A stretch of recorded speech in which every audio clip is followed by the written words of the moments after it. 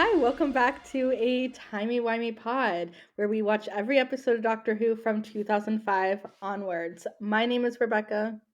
I'm Haley. Today we are discussing Aliens of London and World War III, episodes 4 and 5 from series 1. Yes, it is our first two-parter, and we do Woo. want to say it's going to depend on the two-parter if we keep it to one episode or not. So I know for this two-parter and the next two-parter in series one are both going to be one podcast episode. But in the future, it will be determined. So look out for that. Yeah, there'll be some we do as two separate episodes, but for episodes like this one, like the story, I can't keep these episodes separate. They're very it's very one story in my mind. So for episodes like these, it makes sense to do it in one podcast episode, but in the future, some two-parters will be two episodes. We also now have decided on a name for the facts that Rebecca has been talking about in the beginning of episodes. And Rebecca, what is the name? We're going to call this segment Fantastic Facts because I love alliteration. So, yeah, Alliterations are great. One of my favorite things, honestly. me too. Are you ready for some fantastic facts? I am. Okay. So in Aliens of London, we see uh, there's the whole thing that the prime minister has gone missing during the whole crisis, and at the end of the episode, they find his body. Well, production wanted the murdered prime minister to resemble the, at the time, real prime minister Tony Blair, and they hired an impersonator of Tony Blair. But when the guy showed up to set, they weren't impressed and they didn't think it actually looked like Tony Blair. So that's why when we see the body, we like don't really see the body. So fun fact. That is interesting to say the least. Can you imagine as an actor being excited to get a role and then you're basically told and get the impression that you don't look enough like the current prime minister? And I think like they hired him because he said like his thing was that he was a Tony Blair impersonator. And then he showed up and they were like, oh, That is so funny. yeah, I know. And oh, this is the last episode to have UNIT stand for United Nations Intelligence Task Force. It was later changed to Unified Intelligence Task Force after the real United Nations complained. Yeah, funnily enough, I found that fact out going down a rabbit hole last night looking for old reviews of these episodes from when they originally came out. And I found this fact out, and I was honestly really surprised that the United Nations was like, we don't want to be anywhere near an alien organization. So we're just going to ask them to not. But it's a very interesting and kind of funny fact. The next fantastic fact is that the episode World War III was changed to be called World War III very last minute. It was originally just called Aliens of London Part 2. And it was briefly going to be called 10 Downing Street. And I think World War III was the best title. I'm glad they didn't just do Aliens of London Part 2. I think it set a nice precedent to have two barters be named separately, which I think is fun. I think it's fun too, and I actually prefer that specifically in Doctor Who for the two-parters to be different names instead of just like you said, Aliens in London Part 2. Me too. And that's all the fantastic facts we have for today. So we start the episode back in Rose's old neighborhood. That we see the TARDIS land there, and Rose has decided she just wants to pop back in, go say hi to her mom. And the doctor says it's only been 12 hours since they last left Earth, or her time period on Earth, I should say. And then I love the scene where we see Rose going to go into the apartment and she walks in like nothing's happening. And then we see the doctor noticing some posters around. and it's a great moment. And Camille's performance in this scene when she sees Rose is so good. Just from her reaction, you can tell immediately everything this woman has gone through in the past year, everything from her trying to find Rose to her like being worried sick. You can see it all on her face in that moment when she sees Rose again for the first time after a year. Yeah, her performance was really, really well done. And to me, it is just so insane to think of thinking I was gone for 12 hours, but actually I was gone for 12 months and I just walk in like nothing's happened. Like that whole scene, like the way the music is played and like the music just takes a dramatic turn all of a sudden right before Rose enters the apartment where she lives with her mom. It's a great scene, but it's also it was like shocking when I first watched it. But I do wonder, and this is such a stupid thing for me to point out, but like the doctor says like they've been gone only 12 hours. Why 12 hours? Why not just say like 12 seconds? I know. He never I have a theory that the doctor, and I this isn't really much of a theory as it is low key canon.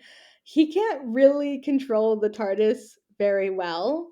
Uh you can tell he never quite gets where he wants to go.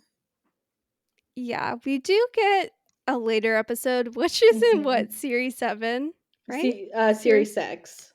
Series 6. Oh, I skipped a season. Where we get a little bit more insight into the TARDIS herself. But yeah, the TARDIS has a mind of her own. She is telepathic. She goes where she's needed and she doesn't always land on time. And yeah, it was just a whole moment. And then we get into like the scene where Jackie is basically asking Rose like, "Where the heck were you? What's going on? Why can't you tell me?" Which might I just say, poor Jackie first of all. Like imagine Poor not knowing where your Jackie. daughter was for a year. But also, I say this with all the love and care. If I was Rose and Jackie and like my mom was Jackie, it would not be not that it was a nonchalant scene because it wasn't, but the way my mother would have marched me down to the police station myself for me to explain where I've been, she would not just be questioning me. Like I would be so scared I would tell her everything. So I'm I'm 23, and if I disappeared for a year, I don't think my family would ever let me leave the house ever again. no, same. They wouldn't let either of us leave our houses. They wouldn't let either of us go anywhere without like being tracked or having like a security guard or something. Like it's just so wild to me that like and I know Rose is 19 and technically an adult, but like so are we. But our moms both would literally kill us for being Oh gone for a yeah. year and not calling and being totally fine. Like Yeah. they would kill us. We need to talk about the not calling thing because Jackie does say that Rose didn't call her, but Rose did call her. We saw her She call her did. in End of the World, and that's just a small continuity bug that annoys me. But yeah. But did Rose call Jackie back in time before she started traveling with a doctor, or was it while Rose was gone? I know. I do wonder how that works with the phone. Like you can call the past, but when Rose or Martha or Donna are calling their family, like, is it exactly when they left? Is it kind of random? How does that work when they're traveling through space and time with that phone? That's what I wanna know, and I'm afraid we'll never get that answer, but No. I really wanna know the answer, but poor Jackie is all I have to say, like, she really went through it, and Rose is just, like, not saying anything, and we love Rose, we both love Rose, and I understand why Rose didn't say anything because 1, she probably not probably, she wanted to protect her mom, and 2, she probably didn't want to see exactly how her mom reacted because she knew her mom wouldn't approve deep down.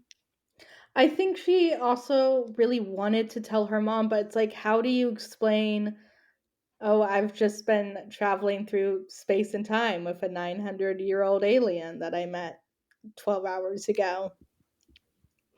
Can you imagine trying to explain that to your mom? No. No. I would rather die. Also, we get, um, that great moment where Jackie slaps the doctor because she's like, "This all started when you waltzed into our lives. Where were you?" And, I mean, it's on par with any mother, especially because she didn't know who he truly was. And I love how, like, the police, like, investigator is just sitting there. I know. I also love how they, like, the police is just randomly there. Like, they just called this man for what? I know, probably because Jackie, like, made a missing persons case, but still. Right, true, true.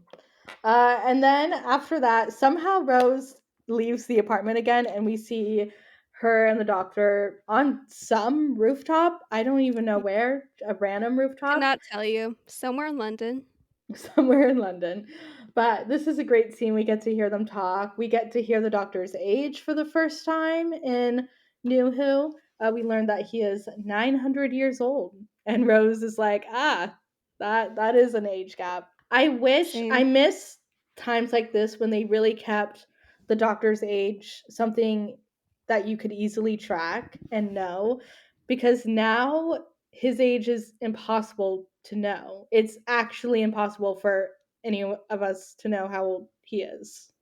It's impossible in so many ways because it depends on the person. Some people count, events that happen in series, is it series 9 or series 10?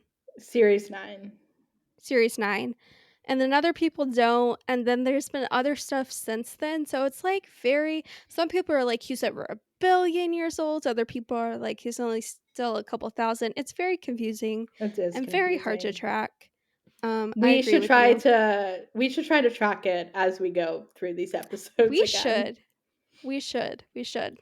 It's pretty easy for the first like 6 seasons, and after that things get a little confusing.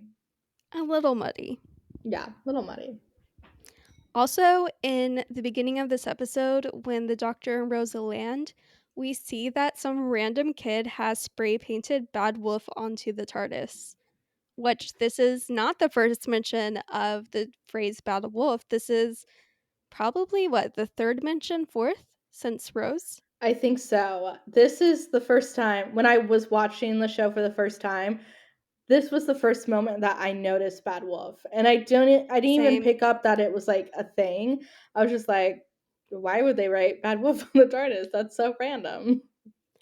I thought the exact same, and honestly, I there are as we, like, get along in the series, and if this is, like, your first time watching the series, the TARDIS changes throughout the seasons, but the Bad Wolf TARDIS is one of my favorites. That just has Bad Mm. Wolf spray painted on it. I don't know It why. is. Love It's a it. great image. It is. We also get the doctor saying when he's in the apartment with Jackie and Rose that he doesn't do families. Like, he Mm. doesn't want any part of it. Like, he doesn't wanna participate or anything. Who were all those people in Rose's apartment when they were watching the TV? Like, there was so many people. Who were those people? Whose kid was that? I would assume it was just, like, a bunch of neighbors. Yeah, I think so, but it was just so I was watching it and I was like, "Who are all these people?" No, I know. I was like, I don't like, I remember the kid on Nine's lap annoying him, but, like, I Yeah, don't remember all the other people. Did you notice Jackie's friend who was yelling at Rose I in, like, the did. beginning? Like, yelling, like, "Where were you? Your mom was freaked out. Like, come on, where And were then you?" she tells Jackie that she has to apologize to Mickey. Yeah, she does. Okay, yeah, but while they're on the rooftop, they Rose is like, "I'm the only one in London who knows aliens are real." As soon as this girl says that, A spaceship comes and crashes into Big Ben and then lands in the Thames River. She got humbled real quick. She got real humbled. um, and then while Rose and the doctor are watching everything happen on the news because they can't get too close to the actual crash, we're taken to 10 Downing Street where we meet the one, the only. You know her, we know her, Miss Harriet Jones. At your service. Oh my gosh, I cannot tell you the amount of serotonin I feel when I see Harriet Jones. I love Harriet Jones so much, and we see her trying to get in to talk to the cabinet, someone who would listen. We hear that she is MP for Flydale North, I think, I don't even and know what that means. cannot tell you we're Apologize. Americans. We're Apologies to very sorry. our British Truly listeners. sorry. Truly sorry, like, we really don't know about British politics. Please don't hold that against us, Mhm. but we love Harriet Jones, and I love the running gag of her introducing herself to I everyone. know. It's kind of funny because in World War III, there's a few moments where, well, the doctor meets her and he's like, "Who are you?" And then later on the phone with Jackie, Jackie's like, "Who are you?" And next time we see her, everyone is like, "Yeah, we know who you are, girl." Yeah, it's a great growth. We also hear a mention of the prime minister missing, and then a bunch of, Mm. like, random officials are coming to 10 Downing Street all at the same time. There's a reporter reporting all of this. We don't know what's happening. The doctor and Rose are trying to figure out what it is, and Nine says the iconic line, which makes me laugh because he is so not thinking through. He said, "You know, I'm just gonna stick this one out. I'm not gonna meddle. I'm not gonna do anything. Maybe it's time for you guys to grow up. Maybe this is a true crash landing. Like, I'm just gonna leave it." And Rose is like, "Please don't disappear on me." And he gives her the TARDIS key. Oh, Such I a love huge that. companion moment. I love that Mhm. moment. But then what does he do? Leave. He leaves and he intervenes. He Yeah. goes to see the alien they found in the crashed spaceship. I love the moment of Mickey seeing the TARDIS and then he runs and like it's the wall. Like that is always a really funny moment to me. I don't know why. No, it is so funny. It is such a peak Mickey moment. Mhm. Mickey really went through it with this time jump. He did. We're not quite there, but we might as well. We're talking about both parts. We're talking all Yeah. over the place in this episode, but he essentially got blamed by Jackie and a bunch of other people for being like the prime suspect in Rose's disappearance. He was a murder suspect. Like every time I watch this episode now as an adult, I kind of like cringe for him because I'm like, oh my gosh, here he is, this poor like young black man being accused of murdering his young girlfriends, but and like Jackie's harassing him and all the and it's like he knows what happened to her, but he can't tell anyone because everyone's gonna think he's crazy.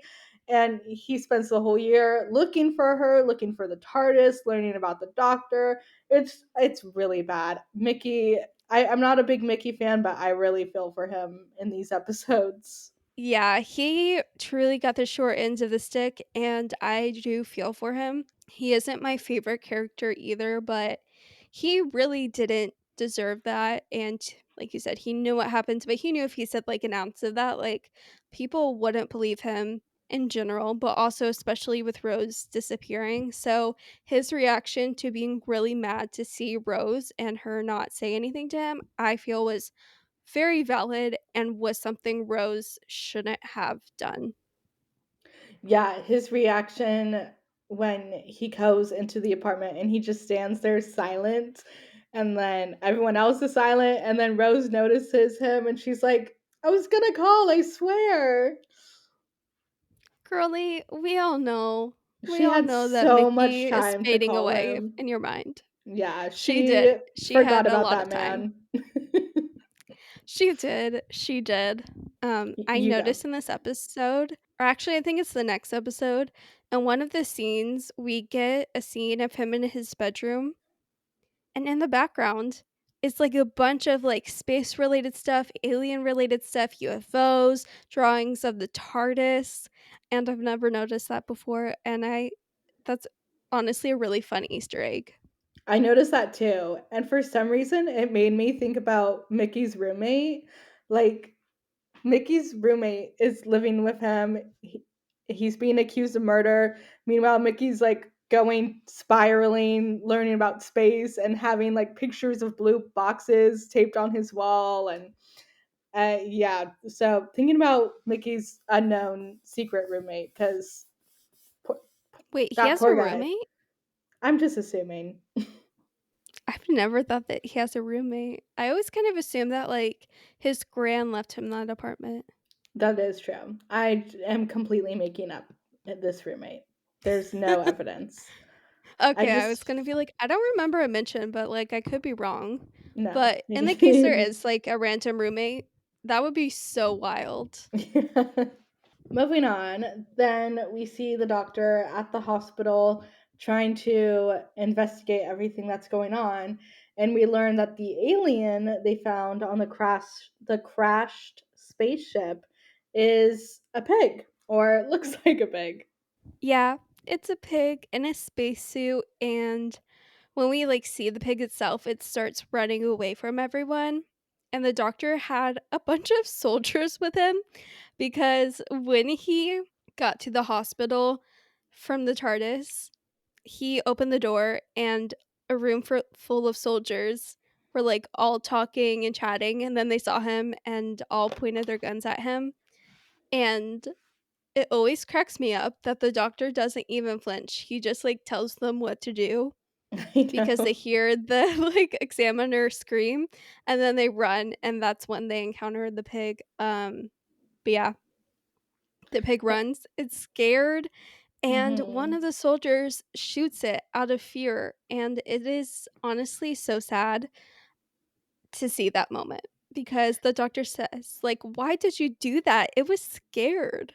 And I it's know that heartbreaking. line. It is heartbreaking, and Christopher Eccleston delivers that line so well. And to me, I wrote down the scene. It really shows already kind of how the character's changing in just these few episodes. Because if that happened in the episode Rose, I don't know if he would care that much. Like, Mickey literally goes missing, is maybe dead, and he's like, who? And then here, this pig dies, and he's like, the pig was scared. It wasn't going to hurt you. So already we're seeing this character develop just within a short amount of time.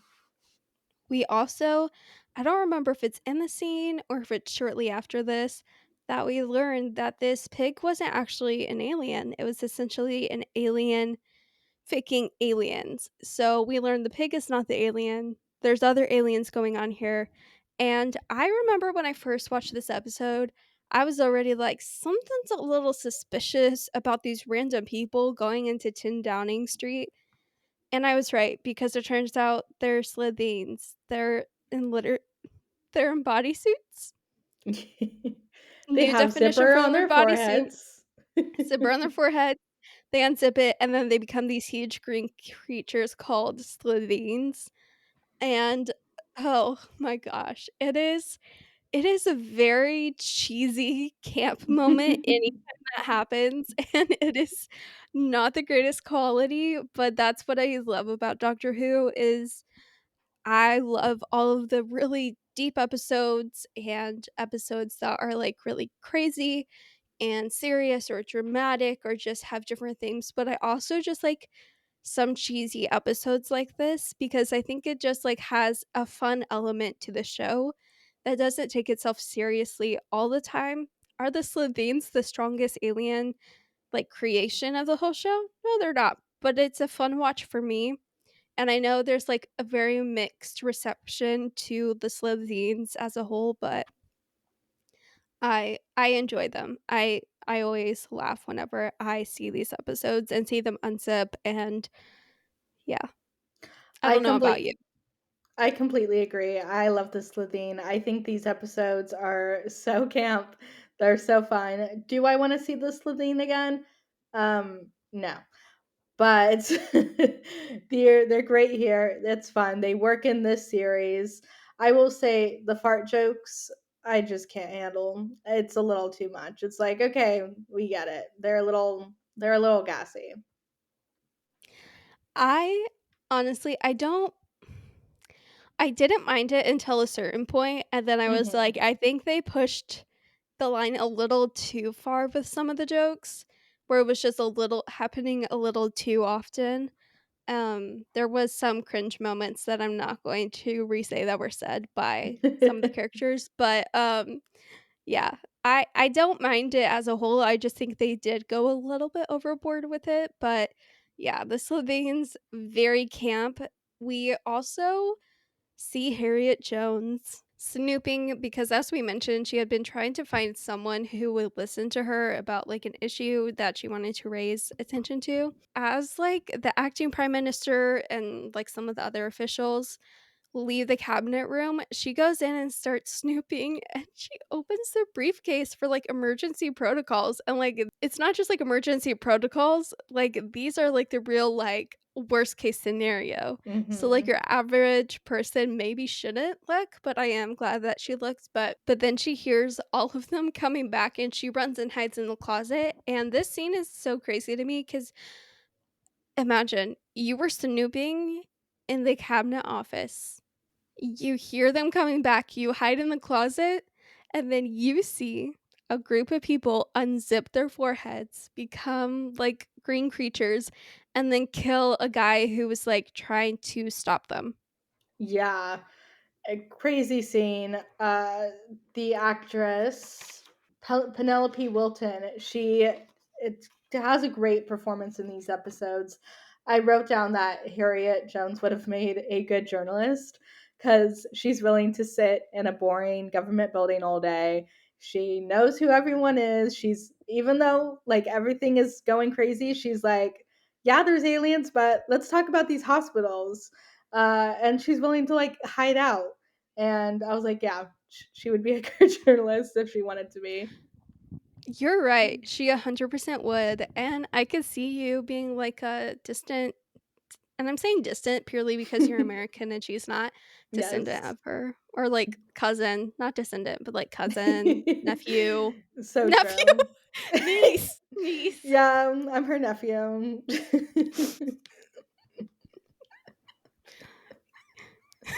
Anyways, Sorry. I love when the doctor goes back to Rose's neighborhood and Jackie sees the TARDIS materialize. And Rose is trying to like get her mom to go inside, but it is too late. And in that moment, Rose realizes she can't really keep a secret anymore what's going on. Like her mom sees the TARDIS, and then she goes inside for a second, and then I think goes runs back into the apartment. I don't think she says anything. Yeah, she doesn't say anything, but she runs away into her Mhm. apartment. Like the TV's on, she's watching the TV. She sees that there's a reporter saying, if you see any like weird or alien activity, call this number. And she's like, Oh. bet. So she calls the number, and then before they know it, Rose, the doctor, and Mickey are surrounded, but they don't know that until they exit the TARDIS. Then they exit the TARDIS, and there's cops, there's like a helicopter, there's like a police dog. It's like a whole shebang, a whole Mhm. thing. And Mickey runs away terrified, which, like, honestly fits the character, but also I don't blame him considering the year Yeah. he's had. So I'll give him grace on that. Um, but then Rose is like, "Am I getting arrested?" And the doctor is just like chilling. And then the doctor and Rose get in the back of a car, and Rose is like, "Dang, I'm getting arrested. I can't believe it." And the doctor's like, "You're not getting arrested. We're going to 10 Downing Street." And then they both have like a little mini fangirl moment. And it's really great, honestly.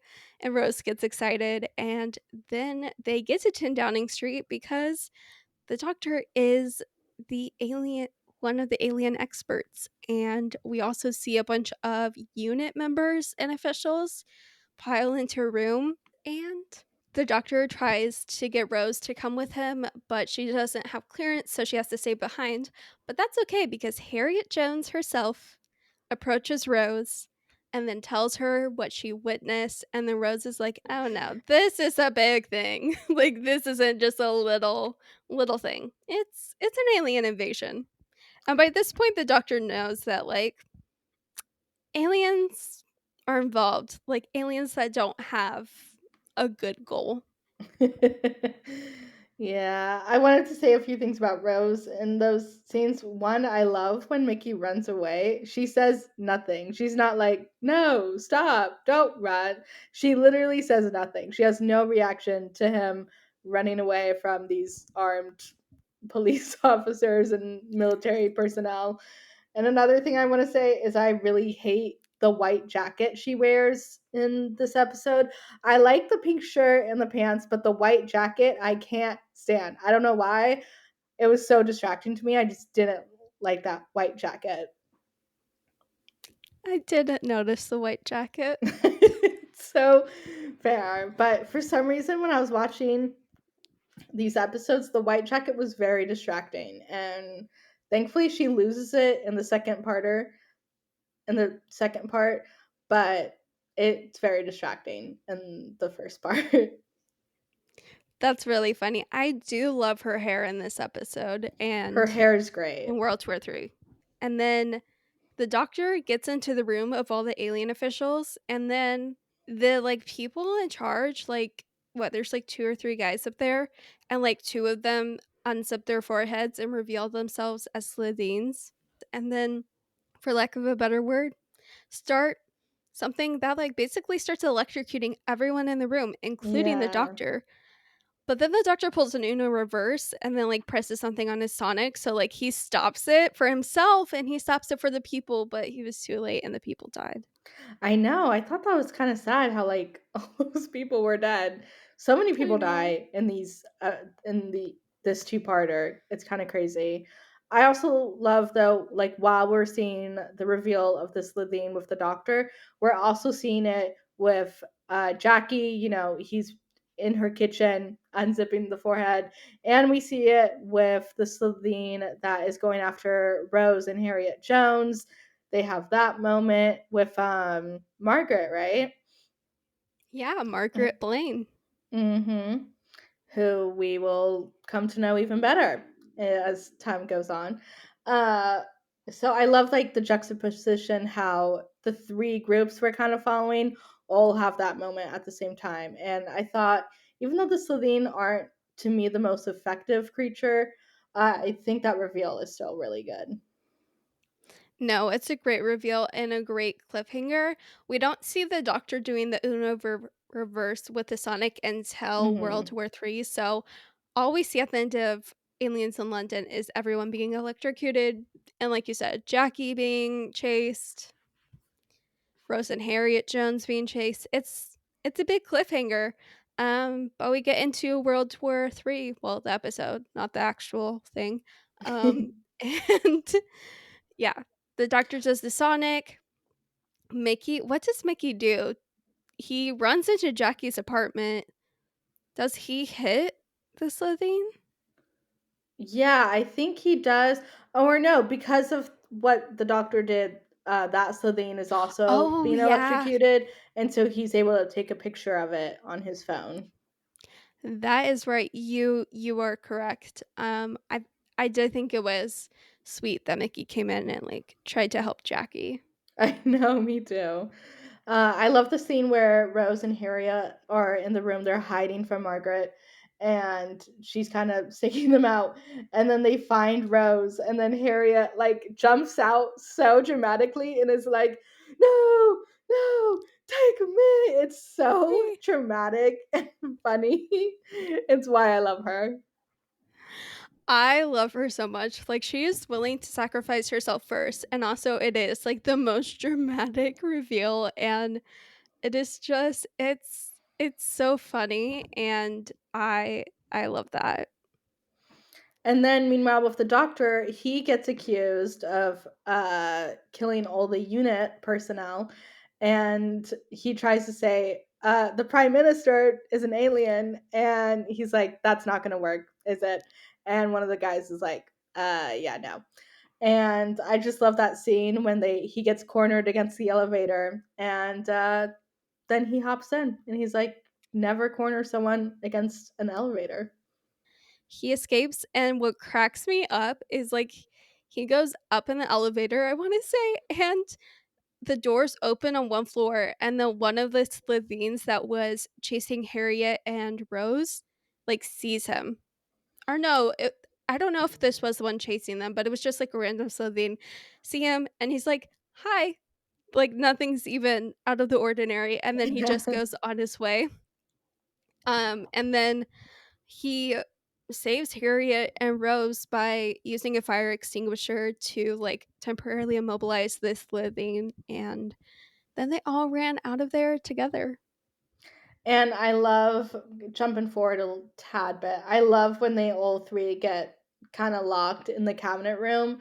For me, that's the best part of this two-parter is just the three of them stuck in the cabinet room, Mickey with his computer trying to figure out how to save the world, and just the dynamic between the three of them, the Doctor, Rose, and Harriet Jones. It just works really well.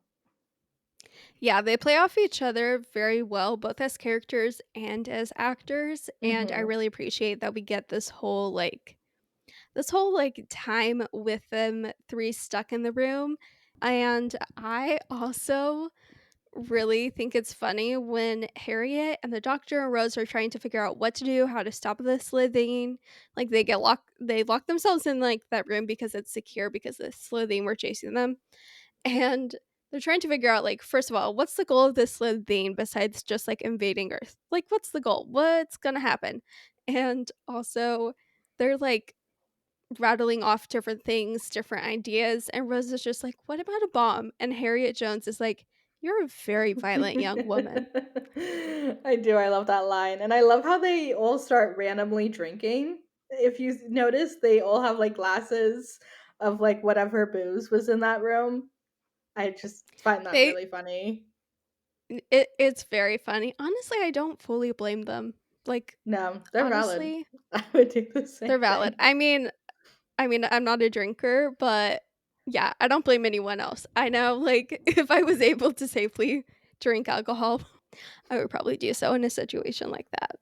And then we see Mickey, he's trying to like kind of hack through all these like high tech government websites.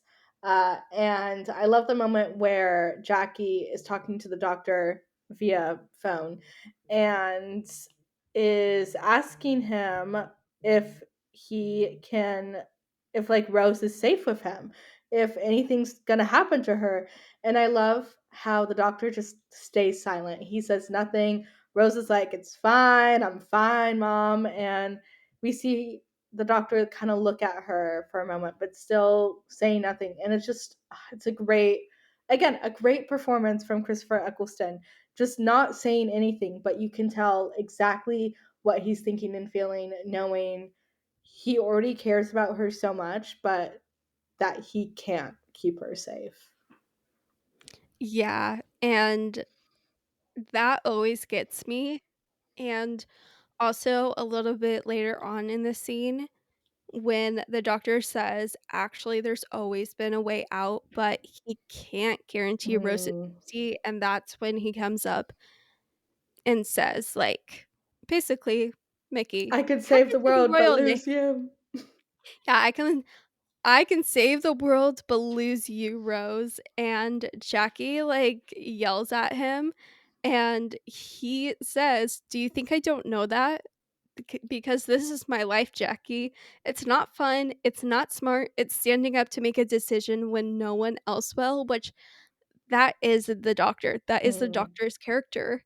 and the responsibility he puts on himself, but it is just, like, a very impactful, like, statement that he said, and then Rose said, "What are you waiting for?" essentially, and just, like, that whole moment and then saying, like, "I could save the world but lose you," and then Harriet stepping up and being like, "Actually, because I'm the only, like, representative in the situation, I am making the call. Do it." Mhm. I do love that moment. We also need to talk about the scene where the Slitheen comes to Mickey's apartment and attacks them in the kitchen. That's a great scene of them like trying to figure out what to do, of the doctor trying to figure out what he's trying to figure out like what species they are, right? So Yeah, he and, can like, figure what out the planet they're anecdote. from. Mhm. Yeah, like, he was trying to figure out it all, and so, like, I love this part of the episode where him and Harriet Jones and Rose are all, like, saying, like, random details of everything they've noticed to, like, narrow it down, and the doctor is acting like the living database, which, I mean, he is, and it's such a great time, and then he's like, "I know it! Raxacoricofallapatorius." Wait, did I actually say that? You said that so well. I've been practicing all day. Raxacoricocal How lame is that? falcipatorius. Yeah. Raxacoricofallapatorius. Raxacolico falcipatorius. Yeah, I think we did it. I Look think at we did. us. Russell, how did you come up with that? He really I don't just know how he keyboard comes up with smashed. half the things. He did. He he probably did. Can you imagine? Maybe he went to just, like, a random generator Oh, that was I or he was just like, wonder. "Create a random name." He asked ChatGPT. Yeah, but that was before ChatGPT, Rebecca. I know. um, and then when the Slitheen explodes all over Mickey and Jackie, so Oh, it's so gross. gross. It's so It's gross on because the the doctor's like, wall. and it's on them. Oh my Yeah. gosh, it is so gross, the green gunk, and because the doctor told them to find vinegar or anything and throw it at the Slitheen, and the Slitheen exploded, but it was just, like, so oh my gosh, it grosses me out every time.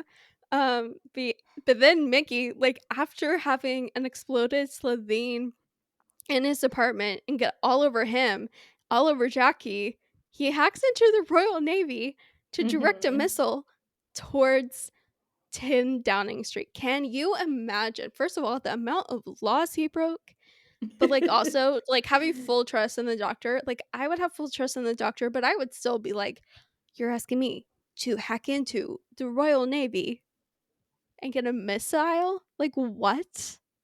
I love when Jackie's like, "I could stop you," and Mickey's like, "I'll do it then." Like, he's scared and he doesn't wanna do it, and he's worried about Rose too, but he knows, like, already he's being impacted by the doctor and realizing, like, he has to do this. You're right. He totally has that moment where he doesn't really wanna do it, but he knows he has to, and he truly does save the day because the missile does is it missile or missile? I think Ooh, missile good is a British question. pronunciation. I think Missile. missile is the US, like, American Yeah. pronunciation. We're gonna say Sorry, guys. missile. Missile. Um, and then, like, everyone in 10 Downing Street gets, like, the alert that a missile oh my gosh, I said it again, missile is coming, like, towards the building, and they evacuate everyone, and one of the officers who's evacuating the building goes up to this room, opens the door, sees, like, a whole crowd, a whole gang of Slitheen, and he's like, "Okay, sorry," and then he just, like, runs away, and I I always find know. that funny, but the Slitheen, we forgot to say, were in that room waiting for the nuclear defense codes so that they could launch a nuclear war on basically no one. They were saying that there was, like, weapons of mass destruction in the air from aliens and that they needed to strike first, but what they truly wanted to do was to like destroy the entire planet with a nuclear weapon and sell the earth for a Hmm. profit to anyone in space who had the highest bid. Like, can you imagine? No. During one of the newscaster scenes, they say that the UN got absolute proof that there is, something in the sky. And I'm like, what proof did they have? I'm like, did no one just Exactly. go check, like, hey, is there actually something? Like, did no one double check? I know. I'm so confused because they're like, with absolute certainty, England has like proven to the UN that they exist. And I'm like, but how? Because the doctor's like, they Yeah. don't exist. They're not real. Like, how did they, like, what did they do? Did they I do could mind tricks? Like, what happened there? I could understand, like, they probably faked something, like video, document, whatever, but Yeah, no one wanted to double check. No one was like, let me just double check. I agree. I agree. But I mean, if you think about it, England, I don't know. I feel like might not be the one. I feel like they would be, like, the least likely country to, like, lie about something to the UN. Like, England is pretty, like again, I don't know the ins and out of all the politics, but, like, in terms of, like, the UN and then this specific circumstance, do you know what I'm saying? Like, I feel like they would believe England at face value. Yeah, but I just know there had to be some American in that meeting that was like, we That's what I gotta was about double to say. check. There's some American man that was like, I'm not giving the Brits the nuclear codes. I don't know why that was my impression of an American man. My Are apologies. you you didn't even have to do that, you're American yourself. I was trying to sound like a southern. You know who I was picturing? I was picturing Logan's dad from Gilmore Girls. But he doesn't even have a southern accent, he's from New England. Yes, but in the show Scandal, he has a southern accent, and so I was picturing him. Okay, you need to specify that because I was so lost. I'm like, I don't remember anything Southern in Gilmore Girls.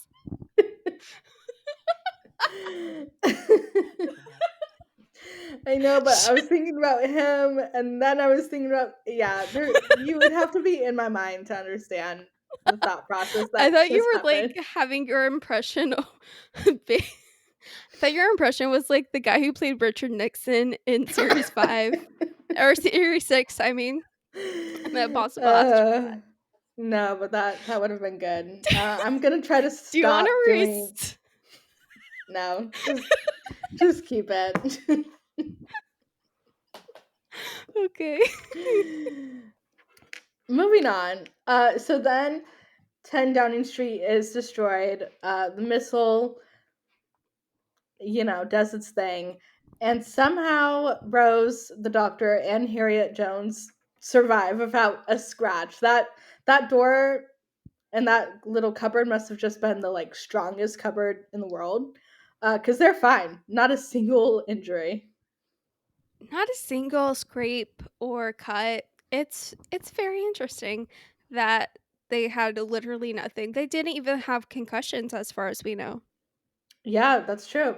Like Carrie Jones is like, I'm gonna go help. Like, girl, you were just like attacked by a missile, and she's like, I'm gonna go help and talk to the news and make a speech about humanity. And that's when we learn throughout the episode, the doctor's like, Harriet Jones, I know that name. I know that name. And after they survive the missile attack, we find out it's because she is going to be a future prime minister for Britain, and he says that he really began that Harriet Jones begins Britain's golden age. Yeah, and that makes I remember watching that and that always made me so excited to see Hmm. to know that she was going to do well in her future. Russell, shade towards you. We'll get there eventually. She does kind of like save the world, but we'll get to it when we get to it. So yeah, Harriet Jones, good for her. I love Hmm. that she had a good future, at least in this episode. But yeah, I love that we get that. We see her like going to first responders and reporters and just like getting it all taken care of, which like good for her. And then Rose goes back home to Jackie. The doctor goes to the TARDIS to do a little housekeeping, I guess.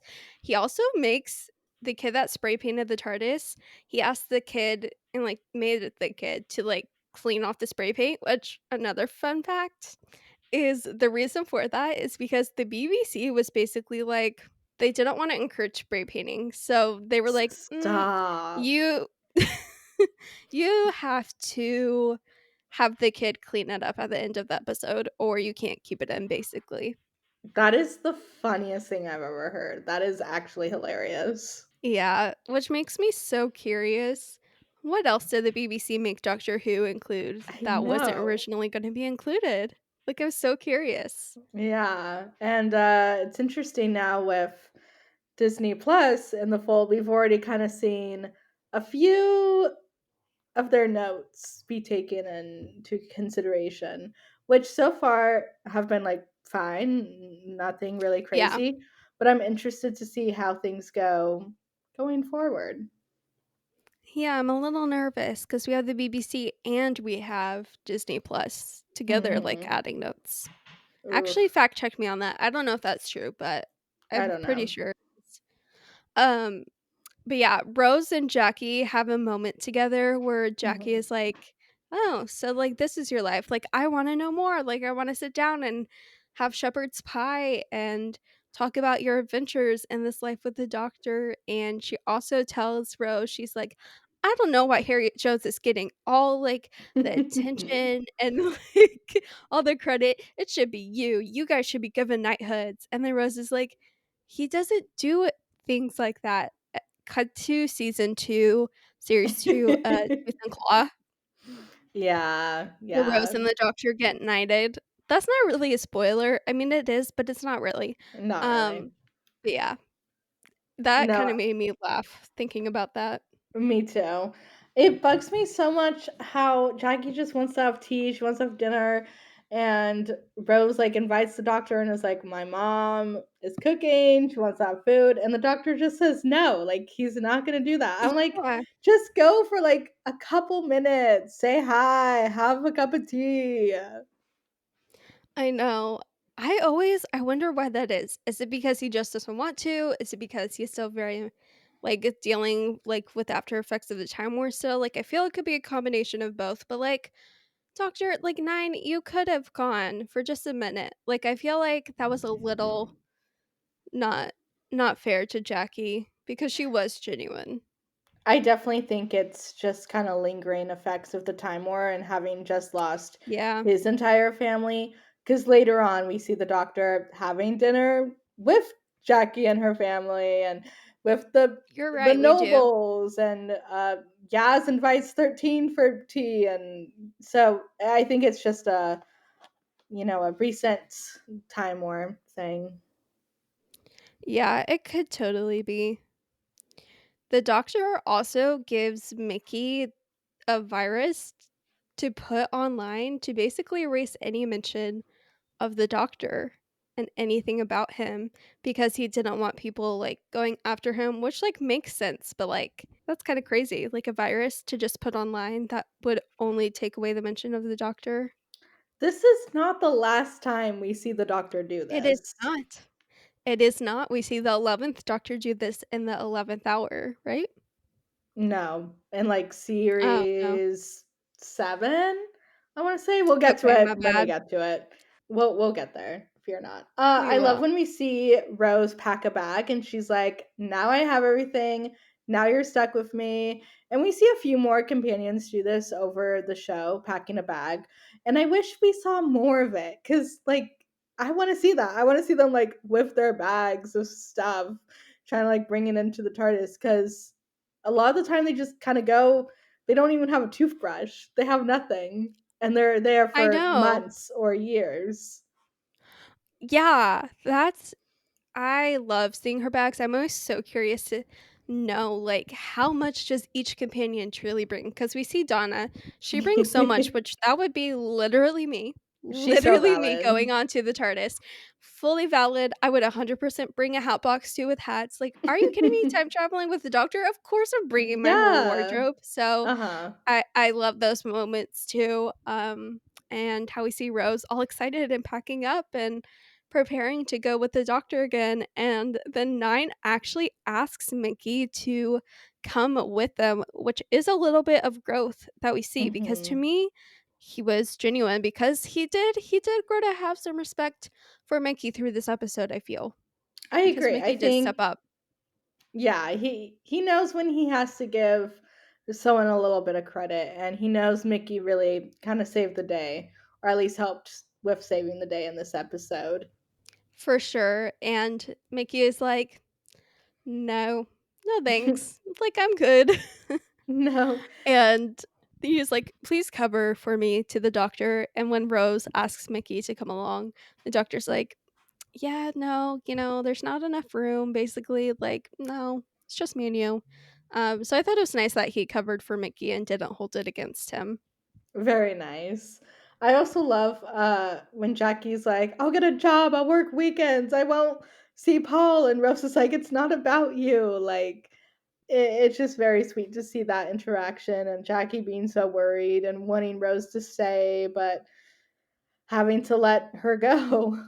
I know, I can't imagine as I'm not a mom, so, like, No. I can't say anything about it, but even just thinking of, like, if Rose, like, was my sister or a family member or even a close friend, I would feel very emotional like Jackie, so I feel like it's totally valid, her, like, entire response, reaction, and feelings about it all.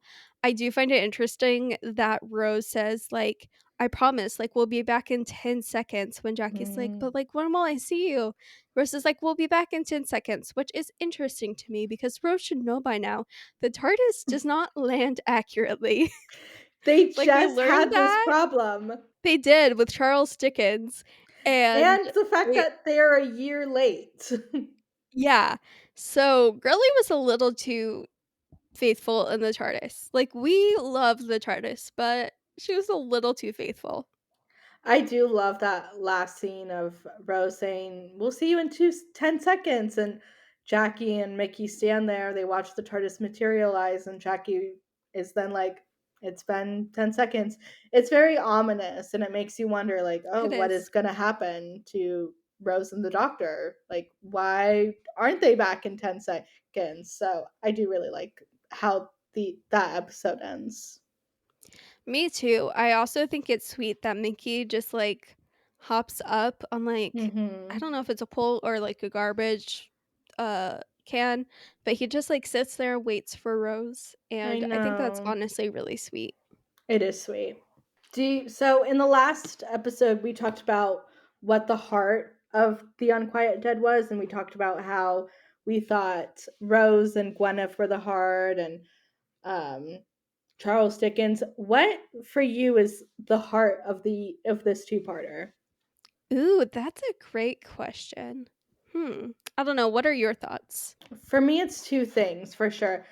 First, in this episode, I love seeing the Doctor, Harriet Jones, and Rose. Their dynamic, it plays really well.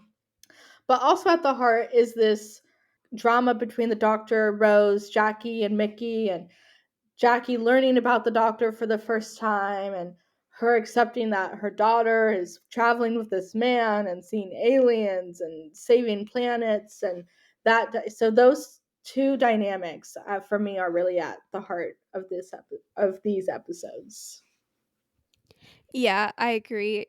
For me, like, the episodes, now that I've thought about it for a second while you've, like, shared what you thought, I feel like the relationships are truly the heart of this episode. Like, the relationship of Harriet Jones and the Doctor and Rose and, like, Harriet Jones and, like, London and England as a whole, like, she is very much, like, concerned for everyone and everything's well-being, and then also the relationship with Rose and Jackie and Rose and Mickey and just, like, the effects that time travel can have, which throughout the entire, like, 19 years of New Who, the revival show, like, we see so many different depictions of the effect time travel can have on the companion and the companion's loved ones.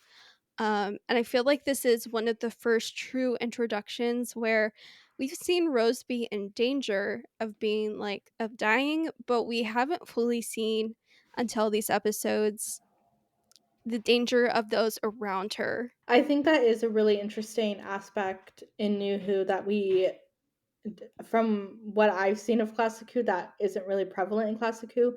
We don't get to see the families of the companions' friends, the people that get left behind. And it's something I hope we see more as RTD is taken back over the reins, because we lost it a little bit during the Moffat era and Chibnall era of seeing like the dynamics that the companions have in their real life and their lives on Earth. So I'm looking forward to hopefully seeing that a little bit more. And already, Ruby, Sunday, and her mom have been very sweet in their one episode. Yeah, we're referencing The Church on Ruby Road, which is the 2023 Christmas special, and I fully agree. The relationship between Ruby Sunday and her mom that we've seen thus far is really sweet, and I'm really excited to see that more. Um, Obviously, we're not going to start talking about this because Yeah. we're not there yet, but like I almost just started talking about. So I'm just going to keep it at that because if I don't, I'm not going to be able to stop myself. But yeah, I agree. I would say like we've seen the effects. I guess you're right. Like the people around them, I feel like after Amy and Rory kind of got lost a little bit. Yeah, like there's a short where we get to see Rory's dad again, but the short was never actually filmed and it was cut from the episode, so it doesn't really fully count. And Clara, we meet her dad at one point and her grandma, and we never see that man ever again or hear about him ever again. Yeah, Clara's family is a little bit interesting. I mean, we see the way time travel affects the companions themselves with their storylines, but you're right, like Definitely. the people around them not so much. So, I agree. I hope that that continues. And yeah, is there anything else you want to add from this episode? Any thoughts? I love the line after the doctor figures out what planet the Slovene family is from. Mickey says, "Oh, good, we can write them a letter," and that is just really funny to me. And I thought that line was great. That is very funny. I also think it's funny. Harriet Jones continues the gag of saying the ninth doctor has a northern accent and then Rose saying lots of planets have a north. It's really funny and such a simple joke. But it was funny to me. I also liked how Code 9, if you remember in Aliens of London, they're like, "Oh, Code 9." I love that Code 9 is like Code Doctor, considering this is the ninth version of the Doctor so far. I agree. Do you have any reviews from 2005? Yes, I do. I have two different ones that were actually found courtesy of the Wayback Machine. So I just want to give a shout out. If you don't know what it is, you can Google it. Basically, I'll just kind of cliff notes it just because they're a bit long. They basically gave the episodes like collectively like a C rating, saying like it wasn't the strongest, like very mixed critical reception. People like in these two reviews that I have in front of me, nobody like loved the gas parts, like the fart jokes. Like that was Mhm. just like a not universally loved thing, and there is an agreement that the relationships in these episodes were better than the aliens themselves, and I would have to agree with that. Yeah, definitely. Like the Slovene are fun, and the this two-parter, it's kind of interesting to learn about them, but the relationships are definitely, like we said, the heart of these episodes. For sure. And I do love these episodes. Like when I'm rewatching series 1, I'll watch these. Like I'm not going to really skip these. Mhm. But these are definitely more episodes I don't fully pay attention to for Definitely. like all of them, but yeah, it's I agree. It's a good two-parter. Is it great? No, but is it fun for me to watch? Yes, because of nostalgia. Definitely. Big nostalgia with these episodes. I remember watching them for the first time and being like, "Okay, like this is the show." And really, I feel like after this two-parter, things really get going. We were kind of setting things up in the last couple episodes, but from this point forward, we are hitting the ground running, and every episode is just gets better and better. Yes, and I am so excited for next week's episode. That episode, I know we both love so much, and that is Dalek. So we are looking forward to talking about that. And thank you so much for listening to this episode. As always, if you want to reach out to us and say anything, email us at timeywimeypod@gmail.com or follow us at timeywimeypod on Instagram. And Timey Wimey Pod on TikTok. And with all that said, we will talk to you next time. See you next time.